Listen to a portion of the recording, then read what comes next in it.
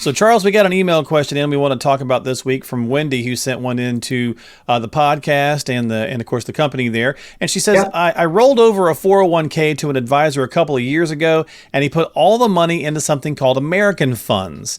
Is that an okay fund, or should I be invested in other things as well? Kind of feels like one thing seems a little weird. What's your thoughts? Well, that's an interesting question, and he should have done a way better job of explaining what it really was. Okay. They're a very good family of funds. Long time ago, I worked for America's oldest family of mutual funds, Massachusetts Financial Services. In fact, Okay. 2024 is their 100th anniversary. The mutual funds in America started in 1924. Gotcha. American Funds was a very, very, very good competitor for us. And they have a slug of funds. They probably have, oh golly, I don't know, 100, 150 different kinds of funds. So anything you want, they have available to you. Okay. So what he did was put you in a good family of funds, but they're just, they're within the mutual fund family of American funds, and they're based out of LA. Well, she was asking about diversification. Is being in just one kind of fund diversified? Because it is a broad spectrum, but... Well, it depends on the fund. There is no American fund. There's going to be all kinds. There could be a Euro-Pacific fund. There could be an income fund. They have, like I say, dozens and dozens of different funds. The probability is you own several inside that American funds family of funds, and you're going to get diversification that way. If he's done even a reasonably decent job of putting you in different funds, by default, they're going to be more than likely very, very good. They do as I said before, they do a very good job of managing the money inside the funds. Because I think what people get confused on sometimes too, Charles, is if you were to go to, American Fund and get one, and then you were go to, I don't know, just whoever, Mutual of Omaha or whatever, right? If you went to 3 or 4 different places and you bought them from 3 or 4 different advisors or brokers, some people feel like, hey, I've got 4 different mutual funds, and so therefore I'm broadly diversified. And a lot of times there's overlap. Depending on the fund you got, you may be having the same companies and everything.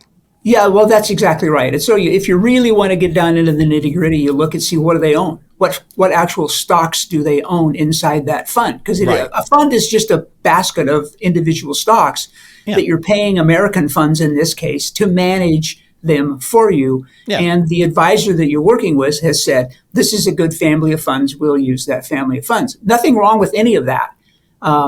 And you can get way down in the weeds if you want to, but you don't have to. You just, usually the title of the fund will tell you more or less what it really is and what it's all about. Gotcha. So, are you diversified? Yeah, I would bet you very much are. And if you own more than one American funds, then you're going to probably be very diversified, because it makes no sense to give you 2 or 3 of the same thing. Just pick one. Right. Okay.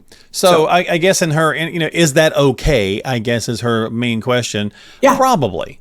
Yeah. I would bet I would be stunned if it wasn't okay, to be honest. Just given what we know about what's going on and the way you've phrased the question and the family of funds that you're in. And now ultimately though, I was going to say, if she really wants to know, right, that's the point of getting a consultation and getting a review. Take a look at what you got. Yeah. What does the fund own? Yeah. And don't try to quibble on what they own. They pay their people very, very well to go find the best stuff that works for that specific fund that you might have, because all of them have a different intent. And that's the big question. Are you in the right fund for the right thing you need? And then, of course, that's just one piece of your financial puzzle. So you also, when she's talking about, should I be invested in other things? Possibly. Yeah. It's certainly be worthwhile to look at some other items. And that's the point of a consultation and a conversation with any financial professional is to sit down and go, okay, here's the collection, the basket of goodies that I've assembled through these many years, Charles. What do I do with them? Right. Yep. Yeah. And is there overlap, or do you have several different fund companies, let's just say, that all did you have different names for things, but they basically all do the same thing. So you're really not necessarily diversified. So that's just, it's knowing what's under the hood of the name of the fund is what it boils down to. Yeah. It's a candy wrapper, and you got to see what kind of candy you got on the inside. That's right. Is it chewy or gooey? I don't know. All right. Well, there you go. Well, thanks, Wendy, for the email. We certainly appreciate it. Don't forget to subscribe to the podcast, and that way you can catch out other pieces as well.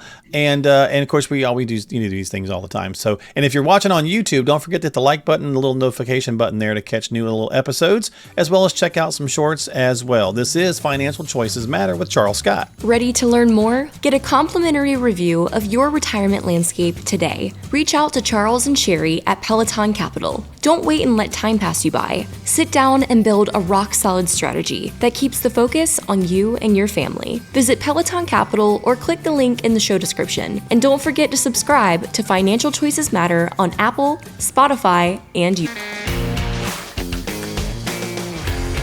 Financial planning and investment advisory services are provided by Pelleton Capital Management Limited, a state-registered investment advisor. Past performance is not indicative of future results. No one should assume the information presented here serves as a receipt of or substitute for personalized individual advice provided by Pelleton Capital Management. For more information, visit www.pelletoncapital.com.